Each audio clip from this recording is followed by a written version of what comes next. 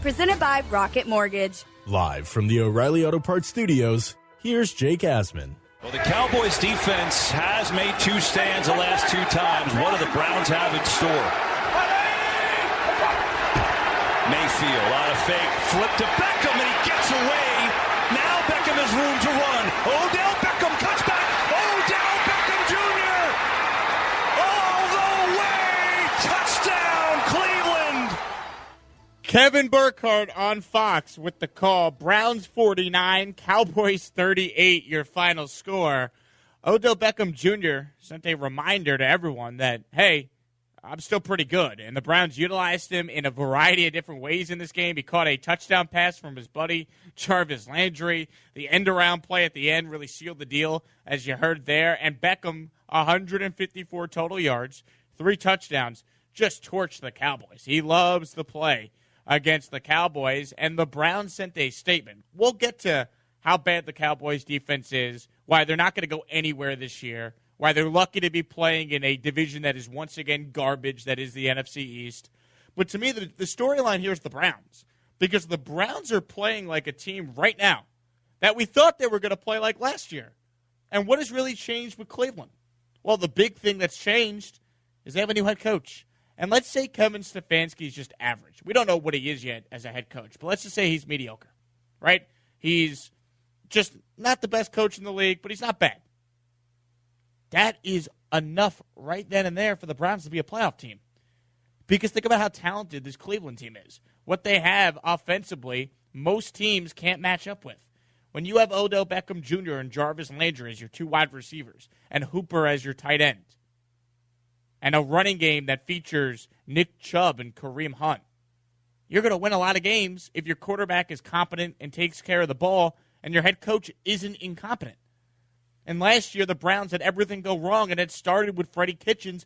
This year, after they had that brutal Week 1 loss to the Ravens, they've responded.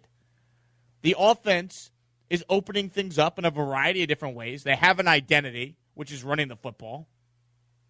The Browns look like a legitimate playoff team this year. They do. They look like how we thought they were going to look like last year. They're limiting Mayfield's attempts. He's way more efficient. And I look at Mayfield's numbers, and he was 19 of 30 for 165 yards. And you're probably like, well, that's not a lot of passing yards. All right, well, he had 2 touchdown passes, didn't turn the ball over. You can win with that. Don't beat yourself in the NFL. You're in every game. You know, you run the football the way the Browns can run it, you're going to be in every game. They have an identity. And give Kevin Stefanski credit for how he's coached this team after that debacle in Week 1. The Browns are playing like a football team that is capable of being a playoff team. A team we thought they were last year, they're now this year. You know the Cleveland Browns are 3-1 for the first time since 2001? Think about how absurd that is. 3-1, the Cleveland Browns. They ran for 300 yards yesterday on the ground. And it's just living proof about just how important coaching is. I think we know that having a great coach in the NFL matters. You know, that could define a franchise. Like, you could be a mediocre team but be great because of your coach, and you could be a good team, have a lot of talent, and be awful, like the Browns were last year, because of a coach. So coaching matters. We know that, but you're seeing it firsthand with the Browns. I mean, what's different with this year's team compared to last year? It's the coach. They have an identity. And they're playing to their strengths, and so many teams don't. The Browns are. They can run the ball. Even with the injury to Nick Chubb, they could still run the ball with Kareem Hunt. You know, Ernest Johnson comes in and runs for 95 yards on 13 attempts. Time to start taking the Browns seriously. I'm not going to sit here and tell you they're a Super Bowl contender just yet, but they're a good team. And what they do well translates when it starts to get colder outside, when it's harder to throw the ball. Running the football still matters. And limiting the mistakes of your quarterback is exactly what they should be trying to do with Baker Mayfield. I mean, the trick play pass with Jarvis Landry throwing a touchdown to Odell. You think Freddie Kitchens is ever calling that? No shot. So the Browns are playing like a legitimate team. And then you get to the Cowboys. I mean, the Cowboys are going absolutely nowhere this year. I'm sick and tired of the hype that always surrounds the Cowboys, and it's never warranted. They never win a big game. They never beat a team in which they're not supposed to. The Cowboys are very lucky that they even have a win this year. Because if we're being honest, if the Falcons weren't the Falcons, Dallas should be winless right now.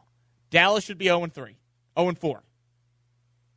Instead, they actually have a win because of a gift from the Falcons.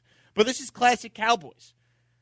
This is why when you just look at stats, they don't tell the full story. Dak Prescott, you look at his numbers yesterday, 41 of 58, 4 touchdowns, 502 yards passing, and you're thinking, wow, he balled out. But if you watch the game, all of it came in the second half. A lot of it came in garbage time. And it's just typical Cowboys, where they have all these flashy players, and they're in the news because they're the Cowboys, and then they don't produce. And their defense is terrible. They don't attack the line of scrimmage. They don't get around blocks. I mean, do they not realize that you could use the sideline as a defender? Go back and watch that Beckham run that we played for you at the top of the segment, the 50-yard run. I mean, does anyone on the Cowboys want to push him out of bounds? No? I didn't think so. I mean, they're going to benefit once again from the NFC East being terrible. They'll get 2 wins against the Giants. They'll get 2 wins against the Washington football team. But this is a 9-win team, 10-win team max. They're not anything special. You know, the Cowboys should fire Jason Garrett. Oh, wait. It's the same thing. It's the same old act with the Dallas Cowboys. I'm so sick of it. All the hype that surrounds them, and it doesn't lead to anything. We've seen this script from Dallas so many times. And you know what? Give credit to DeMarcus Lawrence after this game, because at least he called out how bad, how pathetic his defense was yesterday. In my own words, I'll call it soft. We got to hold ourselves to a higher standard. We got to play together as one, and I don't feel like we're holding ourselves accountable, including myself. So I call it soft, and we'll get better from it. They were terrible. He's spot on. They were soft. Whatever adjective you want to use to describe the Cowboys, they were horrendous in this game. Listen, I gave credit to Cleveland at the top of the segment. They deserve the credit. But Dallas had the hype around them as if this team was a Super Bowl team. They were 8-8 last year for a reason. It wasn't all just Jason Garrett. I like Dak Prescott a lot, but I'm sorry. You know, all these numbers that he puts up, it's fool's gold. It doesn't mean anything. They don't win. You know, give me Baker Mayfield's stat line in a win than what Dak did. Sorry. I'll take what Mayfield did yesterday. 19 of 30, 2 touchdowns. Didn't turn the ball over what Dak did when it comes in garbage time. And then, you know, they're paying Zeke Elliott all this money. He's fumbling. He's not making plays. He doesn't look as explosive as he once did. I mean, the Cowboys are bad. They'll win games. They're in a terrible division. They'll probably split with the Eagles. They'll get 2 wins against the Giants. They'll get 2 wins against Washington. But this team's not any good. Their defense is horrible. And they never win close games, which is a sign of a team that's a pretender, not a contender. They always stink on offense, too, to begin games. You notice that? Like, Dak's thrown for over 450 yards in 3 straight games. Look at the first halves of these games. They come out flat, and then they trail, and then Dak has to drop back and throw every play. Woohoo! You could throw for big yards against the Falcons defense and the Seahawks defense. Congratulations. And then against the Browns, this game was over. Like, I understand the final score, you know, paints this picture that it was a close football game. It wasn't. You know, Dallas came out and grabbed an early lead in the first quarter. They're up 7. And then Cleveland punched them in the mouth in the second quarter, scoring 24 unanswered. I mean, give me a break. The Browns in this game outscored Dallas 34-0 in the second and third quarters. This was not a close game. I don't care what the stats tell you. Dallas is not a good football team. They're just not. They're a bunch of pretenders. And we're seeing this once again with the Cowboys. Talk to me when they actually have a complete football team that can play complementary football. None of this Dak ball where they're down and it's just garbage time. If you have them in fantasy, you love it. Oh, Dak Prescott, the greatest fantasy player ever. It doesn't translate to wins. What does it matter? So just another brutal loss for the Cowboys. And once again, they're lucky that the NFC East is terrible. Because they'll be right there throughout the year. We'll continue to talk about them because they'll be in the mix for a playoff spot. And I'll tell you how this story is going to end. It's going to end with them not doing anything of significance in the playoffs, if they even get in, because they're not good enough. They have a good offense and a horrendous defense. Horrendous.